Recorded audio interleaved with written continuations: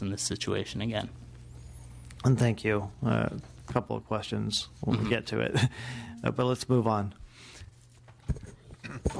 Thank you, Mr. Chairman, members of the committee. Jeff Tabor, I'm the Director of Environmental Health for Kings County area. And as far as how it's affecting us, we do have it's been talked about, we do have a drought task force. We do meet regularly with OES representatives and other local, Paul, in fact, comes to that, and the Water Board and DWR, and we have a really good relationship with that. And as far as our community systems, what we regulate, I think it's gone pretty well. We've had the advantage of Tulare County's misfortune to kind of observe, because we are on the other side of a sink per se. So we're trying to do what was mentioned before is in the planning aspect. We definitely want to be on that planning side. So when it does hit, we know it will. It's not if, it's when, and we know. And so we want to be above and be ready and have that game plan all spelled out so we're ready to roll. We're working a lot with our FEP groups, our public health emergency planning groups. They're able to secure, we've purchased through grant funding through that, a water truck, 1,000 gallons that we can assist if somebody runs out of water. It's mainly for community type systems. We have had one issue. I'm familiar with the Hamblin system on East Lacey. It went dry. We were able to, luckily the city was right there. They were able to hook up, but temporarily we got bottled water out there. We were able to get fire involved, get hoses out there, get water right away back to the community. So did you guys handle that locally or with the Office of Emergency Services? Locally with OES, our OES representative locally. But yeah, it was mainly the locals that we handled that. The city, the counties, the environmental health, OES, FEP, and those groups. But our OES is a branch of the state, so she's in contact with them, and her name is Michelle Spear, and she's able to help through that. So she's their representative on our local task force, technically. In that respect, we have very good interactions with other agencies, with state, with regard to regulated systems. Our problems lie in the systems that have, less than 15 connections, less than so many people, 25 people, less than, it's the private individuals that are going dry and they're having problems with it. And it's very sporadic. We're charting them. It's not in one particular area of our county. Some are in the north, some are in the south, some are in the west, some are in the east. One of the main themes that we're seeing is that there's shallower wells.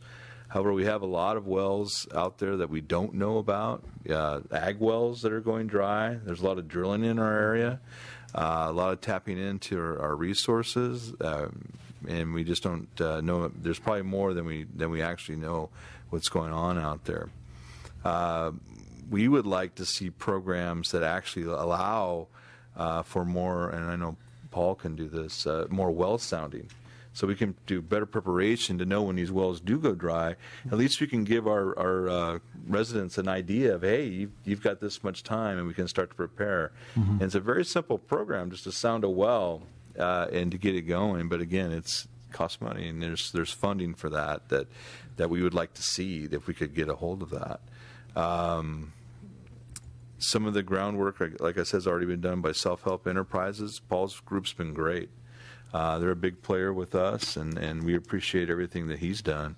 In fact, we're working on a small community system right now in a community of Hardwick, which is about 8 miles outside the city lines. And so hooking up to a city or community service district is just not possible. And one of the problems we also run into, and I imagine you guys do too, is we may not have necessarily dry wells, but because the water table is dropping, we have other issues. High in uranium, high in arsenic. And so, we get out of uranium, then we're in the arsenic. We go deeper, we're in arsenic problems. We go shallow, we're in uranium problems. All these require treatment, which requires, there's requirements for us to have a treatment operator out there. And these people can't afford that. A lot of these areas, and maybe Paul knows better, can address this, but the poverty line, $12,000 income, I would say it's more like half of that. maybe $7,000 is what we're looking at these people have. There's just no way they can even afford to drill a well. There's temporary solutions that we find are effective, and we'd like to see allowed more. The point of use treatments, the RO devices, I know they're temporary, they're not long-term fixes, but they have, at least the water's there. It can be treated, it can be used. We'd like to see a little bit of a relaxing on how long we can use these temporary solutions, because ultimately we're looking at people that need water. Tanks, we'd love to have a program. We just got a tractor store that just came into our town, and they have all these black tanks out there that we could easily set up. We'd love to have a program where we can purchase these tanks and need them in emergency situations, at least have to where it was addressed by somebody about sanitation. At least have it to where they can take showers, flush toilets. I mean, simple things like that. We can get bottled water and potable water for drinking, but at least the basics, because we run into other issues that aren't even addressed with public health. I mean, we got to keep things sanitary. So there's things like that. I'd like to see that. We have community service districts, and I know you're well aware of Armona's community service district. The water bill that the people pay out there is outrageous. Correct. Just to get potable water, I've heard some of their monthly fees, and I don't want to misquote it, but it's outrageous what they have to pay for water. And those are not really, to me, solutions that communities that are in poverty line or below poverty line can sustain in long periods of time. I've had a couple of water town halls out there, and we're looking to see what we can secure with some of the grant money that was talked about earlier, or some of the capital projects to help offset some of that. But a lot of communities are dealing with that up and down the entire state. So again, the challenges that we have, the drought continues, is funding money. We're trying to do the educational pieces. There's probably more need for certified operators out there that can donate their time, and help these communities. We have in this one instance that Paul and I are working with directly is we don't have anybody who wants to step up, and somebody has to be kind of in charge of the water system of a community, and we don't have people that want to even step up to do that. And then we got, if the counties step in, and there's a lot of issues with that, if us, taking that over, there's things that we don't want to approach. So other than that, we have issues where we can possibly get the wells dug deeper or repressurized so they get some better water quality. But it doesn't matter because their distributions are shot. They've got old clay piping, sometimes asbestos piping. What do we do with that? So there's a lot of issues to really look at that aren't addressed in some of the funding that I'm not aware of if they are. That's not presented to us locally. So I would like to see more communication in that respect.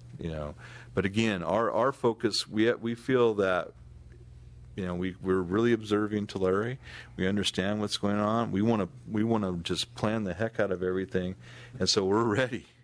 Because I'm not going to bank on the El Nino either.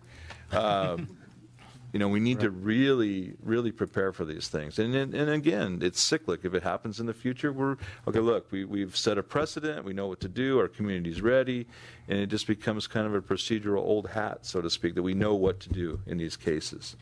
So at that point, as far as Kings County, that's what we're looking at right now. So we're just starting to see the tips of the icebergs where we're having wells starting to run dry now, more so. But it's the contaminants and other things as they run dry that now we're worried about too. Correct. So thank you. Thank you. Mr. Chairman, members of the committee, thank you for having me today, as well as my colleagues here from the South Valley. My current role is as Manager of Water Resources at Kings River Conservation District. For those of you not familiar with our district, we cover about 1.2 million acres, overlapping portions of Fresno, Tulare, and Kings counties. And then at the district, I'm the program manager of the Kings Basin Water Authority, an over 10-year program of integrated planning through the Integrated Planning Act and administered by the Department of Water Resources. And I'm also a project manager for the implementation of SIGMA in the Kings Basin and the Tulare Lake Subbasin areas. My primary responsibility as part of those two is really just regional coordination. I don't know if I'm going to have a whole lot of recommendations for you today about funding. I can give you just my perspective and some of the things that have worked in our region. I think that our region has been very successful in collaboration, and developing relationships is a big part of that. Today I rode up with Paul Boyer, and I consider many around this table personal friends. That's taken many years. I mean, we all work in different circles, slightly different circles, and we started out in our region as a very small group of just a handful of irrigation districts and large cities. And today, the Kings Basin Water Authority has nearly 60 participants, and they range from public agencies, cities, county government, large irrigation districts, small irrigation districts, community services districts, and NGOs. And I think that we've been very successful and a big part of that is that we meet regularly and we work not on those things that we disagree on, but those things that we think we can find commonalities on. So we work on common solutions and those things that are a little less difficult to work our way through, some of the low-hanging fruit. And I think we've been very successful in doing that. We focus also maybe less on the interim solutions as we do focus on the long-term solutions. If you're familiar with the IRWM program, and also SIGMA for that matter, they have very long planning horizons. And so we're really looking at developing models. For the Kings Basin, we've developed two groundwater and surface water hydrologic models that have been very important to our continuing understanding of our water resource. And then we've developed disadvantaged community pilot studies.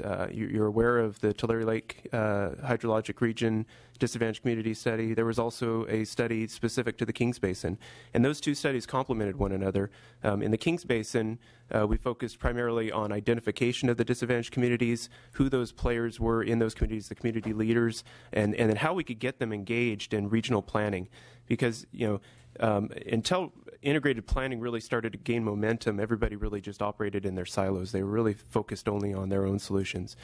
And today, I think we're focused on maybe solutions that are a little bit more outside the box. A current solution that we're working towards right now is trying to work with irrigation districts who have a vested interest in developing recharge projects to just think about possibly locating those recharge projects up gradient of disadvantaged communities that have drinking water contamination issues. There's really no skin off their back if they can get that property for the same amount of money, and if the recharge potential for that piece of property is similar to one that maybe they would have selected elsewhere. We're also looking at projects that work with environmental benefits, such as wetland restoration. Wetland restoration lands on their own aren't really very good for recharge. Those waters would basically stack up on heavier soils, but if we can engineer that project so then possibly at the tail end of that, the water is diverted to sandier soils where it percolates, and even better yet, if it's percolating in an area that's going to benefit the water quality for a small community, then those are the types of projects that we're really trying to focus on in the Kings Basin. As the program manager for 54 stakeholders with unique interests really to each of them, we really don't pick any one goal or strategy over another. We have a system of co-equal goals and strategies, but we have been able to develop a comprehensive project list. That project list has evolved over the years. Since we began, we've been successful in receiving grant funding through Department of Water Resources and State Water Resources Control Board, as well as a little bit of money from the California Water Foundation, so some private funds.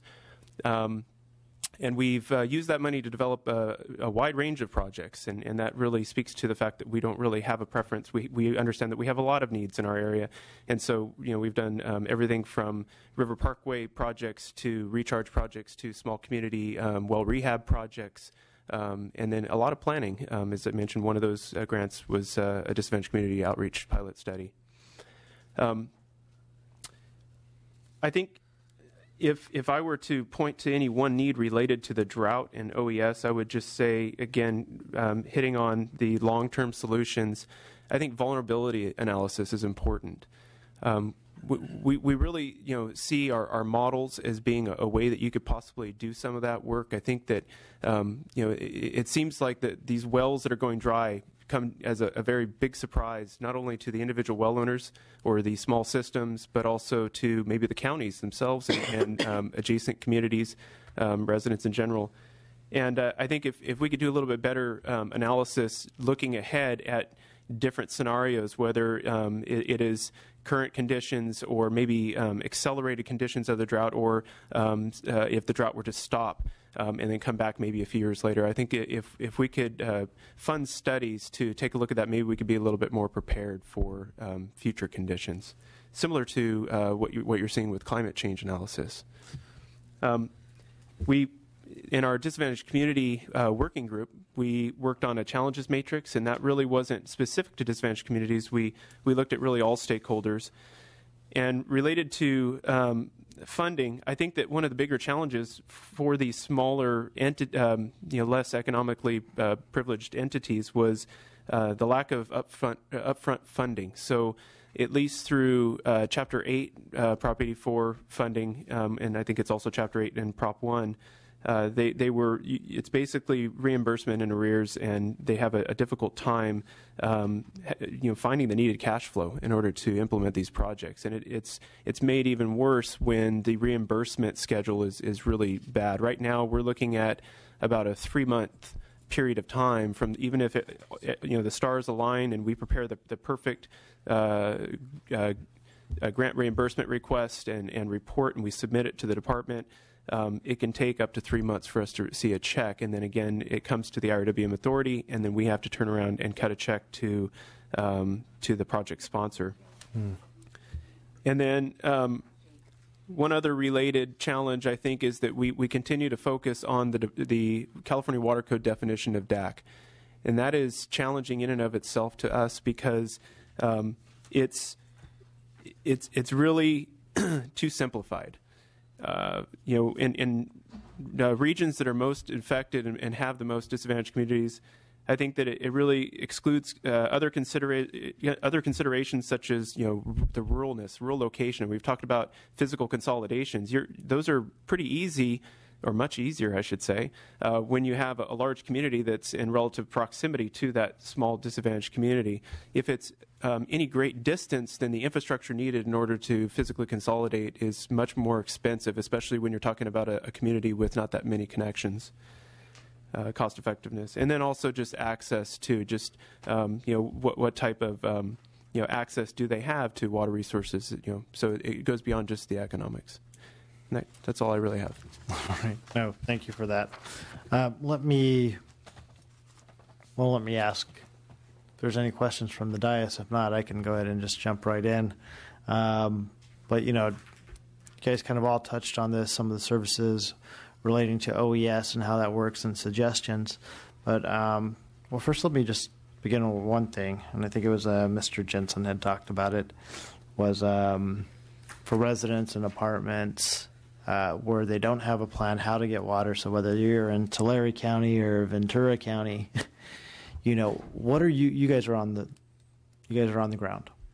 What are you seeing that's being done? And we talked about relocation earlier in the previous panel, but what are you seeing being done? Are people working together to find solutions? If not, then how is that being bridged? What's really happening on the ground level for the folks that you guys are dealing with? Yeah. Mr. Boyer, thank you. Excuse me. Well, to start with, I'll say there's a lot of different situations with rentals. We heard slumlords. There definitely are them. We also see situations where there may be a family that lives in a house in the front and they rent to another family member in another dwelling on the same property or next door, and we see all kinds of variations. What's really unfortunate is I think how long this drought has gone and where we see families that have been out of water for months is that if they could have found a better place by now, they would have. Mm-hmm. And so there is a limitation on the housing stock. Another issue would be, if there is funding for 1 year for relocation, and hopefully on a voluntary basis for the tenants at least, what are they going to do? What is the housing situation after that year's up? And so, I guess from our standpoint, we're all for people being able to move if they want to move and find a better place. And I think there will be situations like that.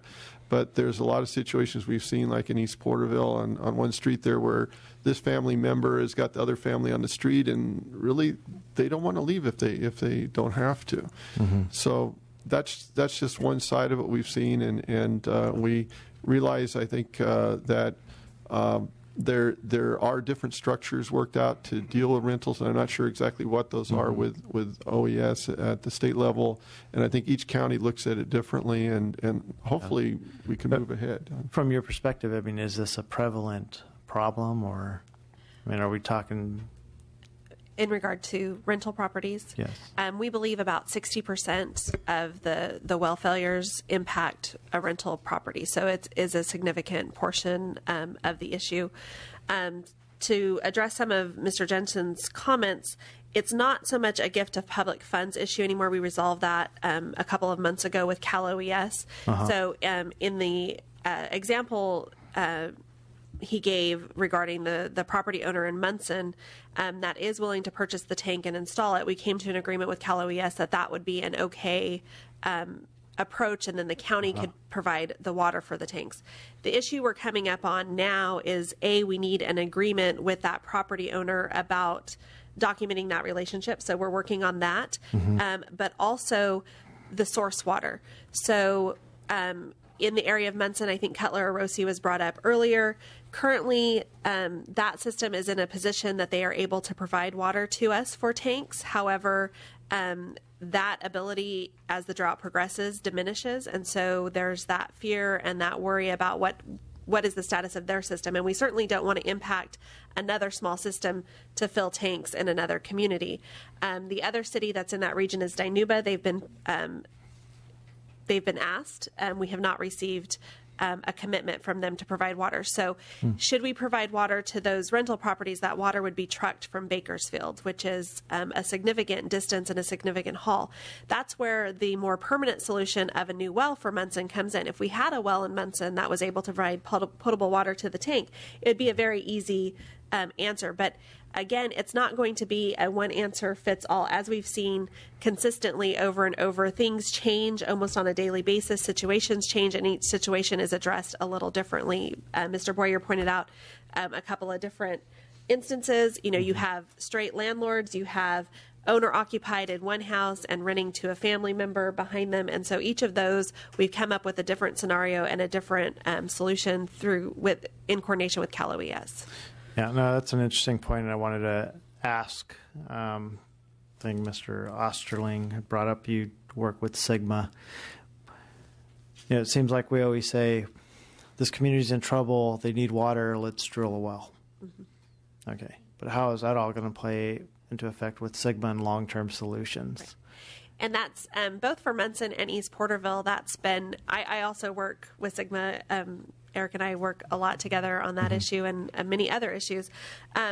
So for East Porterville, the city of Porterville is looking at doing an upgrade to their wastewater treatment plant that could produce up to 3 million gallons a day of tertiary treated water that could be used in their landscape and sports complex irrigation, which would then free up groundwater that could address Porterville. Again, they need a feasibility study to know how much that's actually going to cost, and then a feasibility study as far as engineering pipe into the East Porterville region.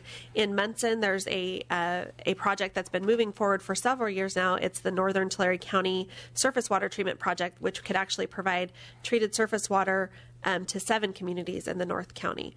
And so we are looking at all of the different options, and we are, we understand that Sigma is here, and we're working regionally to form groundwater sustainability agencies and start to write groundwater sustainability plans that will also feed into some of these issues we're talking about today. Okay, great. Mr. Mathis. First off, thank you all for coming up here. I know back home we've been doing a lot of work on the ground. Just a couple comments and a question. You had talked about vulnerability studies. I mean, I think that's a key part with planning forward. I mean, me being a military guy, and I know you guys hear me say this all the time back home, it's always planned for the worst case scenario, but hope for the best. And I think we need to really start looking forward. I think what gentleman from Kings County said, you guys are doing everything you can, the foresight to get ahead of it. And I know Tulare County, you've been struggling to piecemeal it all together and make it work. My biggest question, I think, and my biggest concern moving forward as the drought continues is, what is the plan if we lose a city? If a whole city goes offline, the wells go out, collapse. I mean, that's probably my number one largest concern, and I'm sure everybody here would agree with that. I mean, is there a plan? What is the plan? What does that look like? And are these things being talked out and being discussed at the local level to ensure that if a city does drop, because we have to keep a certain amount of pressure for fire suppression, all these other things. I mean, we looked at 4th of July, and I'm going, if we end up with 3 fires in a town, that city just went out. So if you can touch on that. Sure. The cities are required, if they serve more than 3,000 connections, they're required to have an urban water management plan, which includes a drought contingency plan and a water shortage plan. And so the cities are in much better shape. A lot of the cities have wells that are currently offline. It may be due to contamination, or it may be due to because the well's so deep, and so to lift that water, it's more expensive, so they choose a less expensive alternative. But they do have requirements for, big fires and big demand. And so the cities, we believe, are in much better shape. Certainly, in Tulare County, we have a couple of cities that are really small that are more vulnerable. Ryan talked about Woodlake, and another city is Lindsay, and that city actually receives surface water off the Friant system, and so they actually have a well field, and their well field is contaminated nitrate. So they got sort of a double whammy this year because their allocation was very small off of Friant, and because it was so small, it has a lot of bacteriological and nitrate issues in it that have to be treated out. And then their backup, which is a well field, is contaminated with nitrate. So, that city is very vulnerable. We work closely with them, and what happens if they go out? It's in a region that doesn't have a lot of supply. So, definitely that's an issue. The larger cities, Porterville, Tulare, Visalia, Dinuba, they're in better shape. But certainly, cities and the county, we do regular emergency operations around fires, around earthquakes, and around other natural disasters. This drought has, from the beginning, been a square peg we're trying to shove into a round hole of disaster act assistance and disaster response. And so, we feel like the cities have a pretty good handle on it, but should all of that happen, I definitely is a concern. Got it. Understood. From your guys' perspective, is there anything, it sounded like to me everyone's working really well with Cal OES on the ground level. We're looking at short-term, I think somebody described it as interim goals, and seeing how they fit in with the long-term goals. I just heard several, but I mean, is there anything more that can be done or that should be done that the state should be looking into that we can help facilitate? Or, I mean, are we just kind of we're all working and we're all moving forward? I have a couple of things. First, Assemblymember Mathis's AB 954 is a good start, because the reality is, yes, we have a lot of communities that are dependent upon individual private wells, but there are also a lot of rural residences that are out in the middle of nowhere, just among crops and trees, and there's not a feasible way to tie them into a system.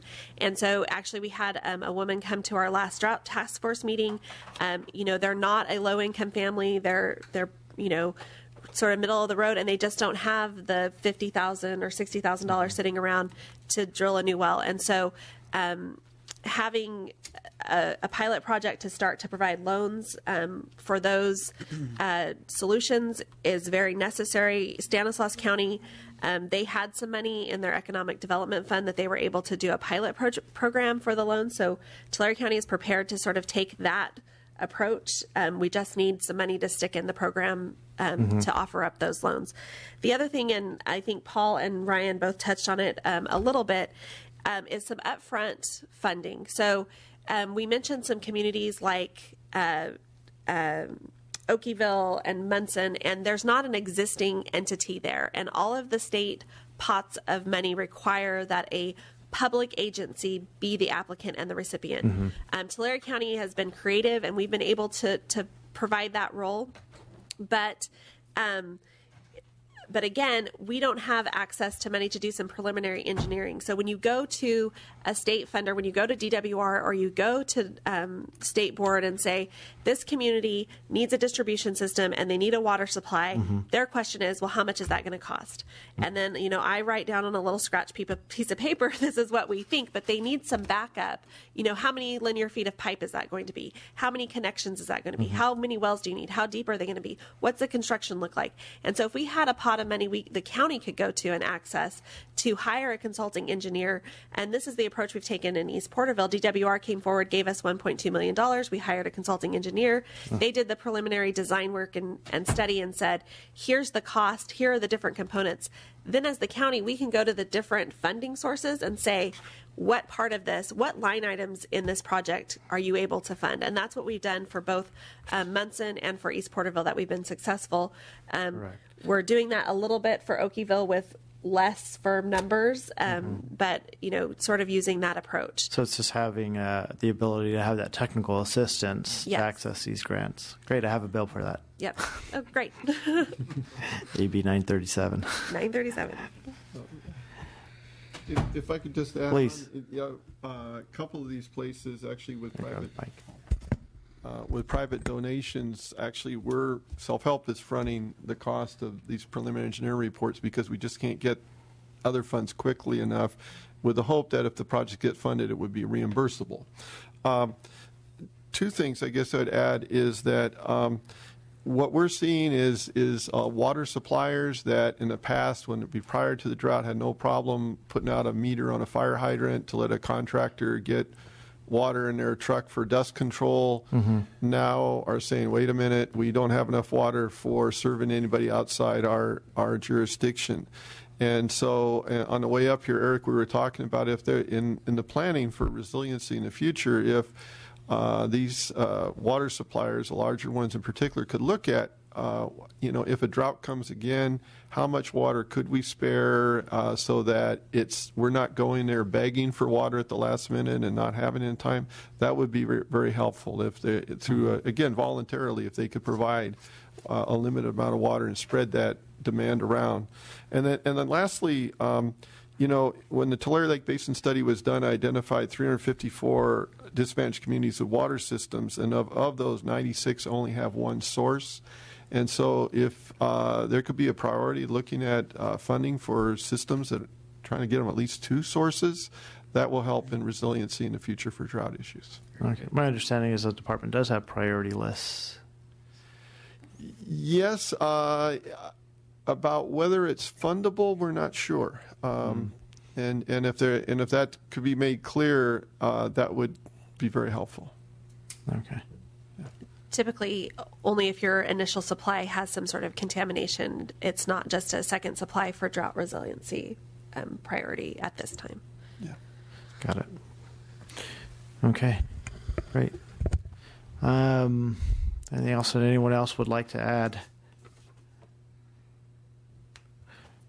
All right. So let me just kind of recap. These are some of the things that I heard on possible solutions. I know, Mr. Boyer, you talked about maybe insurance for some of the bank loans for some of these communities, the technical assistance, obviously the allocation of resources, whether that's in Assembly Bill 935 or the emergency drought legislation. I know there was, over $700 million, for instance, for capital projects, which will help everybody immensely throughout the entire area. The other ones that I had not heard about until today was like the relaxation of the point of use for water purification. So maybe my committee staff could follow up as well. And then the funding for water distribution systems. I know some of our communities, especially in rural parts of the state, it's a long pipeline to connect to another system. And I know USDA does have some money for that, but they don't fund all of that. If there's a way to match dollars with the state and the feds to help these communities, I think that would be great. I know in the past when I was a staffer, I've worked on some of those projects. And then the other one I think someone brought up too was a definition of a disadvantaged community and how we can utilize that to access some of these funds.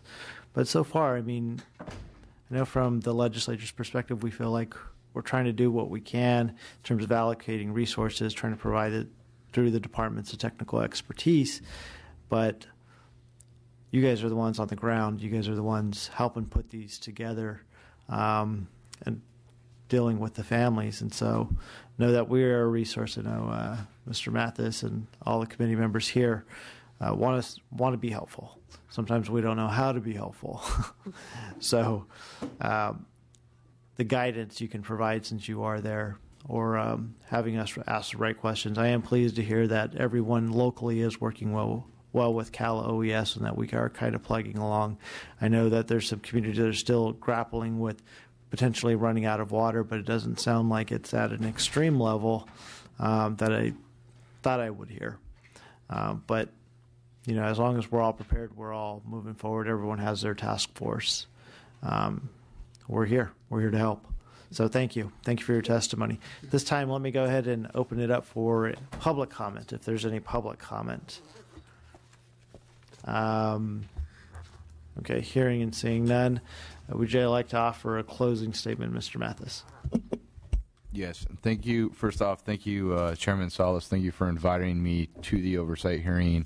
I normally don't sit on this board, so it's a pleasure to be here and be asked personally to be involved. And I'd just like to thank you folks here for working as well as you have together. And like Chairman Salas said, it's anything that we can do to help. I know back home we've done the summit, we've done several things, but it's the communication piece is vital, because the things that we hear as legislatures versus different state organizations versus the guys that are boots on the ground, if we don't know what we need to do to help, then we can't help you. And I know we've been building a partnership moving forward with, hey, you guys are boots on ground, let me know. But I mean, let's make sure we keep that communication moving forward.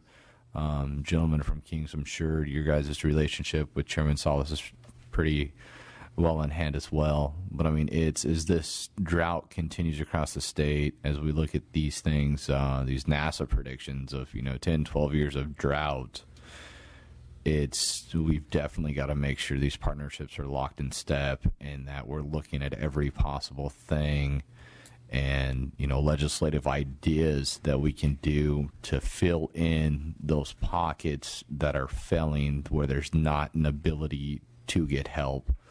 That way we know which direction to take legislation into are vital. And again, thank you all. Thank you, Chairman Salas.